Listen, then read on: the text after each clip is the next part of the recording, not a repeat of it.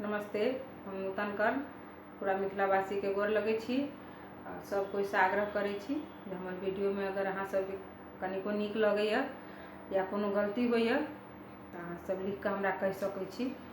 तो आज हम एकटा राम जी जखन सासुर से अबैत रहे छथिन तो साइड से रोज रोकै छथिन हुनका नहीं जवाय, ओही पर एकटा बहुत सुंदर गीत है, सुनू।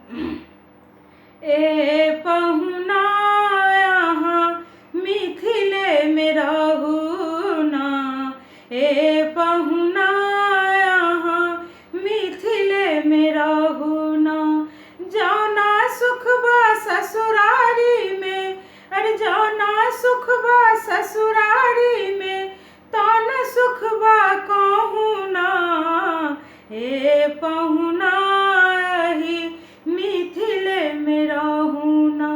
रोज सवेरे ही थरमर का उबटन सो नहलायब, रोज सवेरे ही थरमर का उबटन सो नहलायब, एक महीना के भीतर करिया सांगोर बनायब, अरे झूठ नहीं कहत बानी तनिको मौका एगो देहु ना, ए पहुना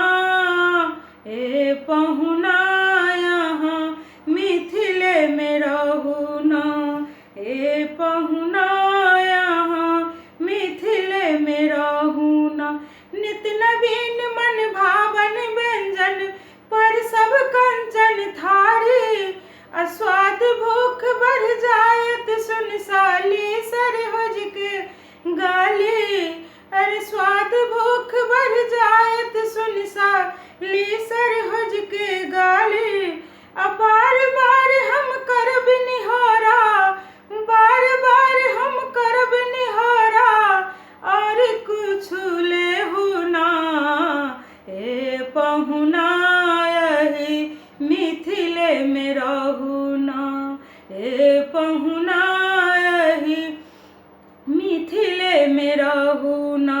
कमला बिमला दूध मती में झिझरी रोज खिलायब, कमला बिमला दूध मती में झिझरी रोज खिलायब, अरे पवन देव सो करब निहोरा, अरे पवन देव सो करब निहोरा, हौले हौले बहू ना, ए पहुना यहाँ मिथिले में रहू ना, ए पहुना यहाँ मिथिले में रहू ना।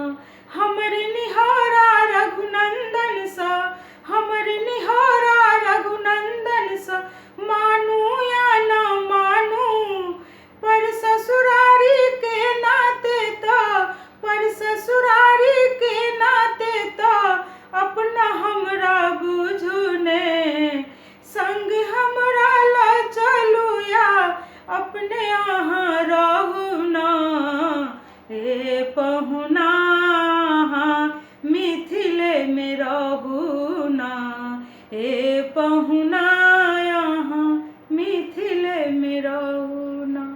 नमस्ते। अगर नीक लागे तो लाइक शेयर जरूर करो।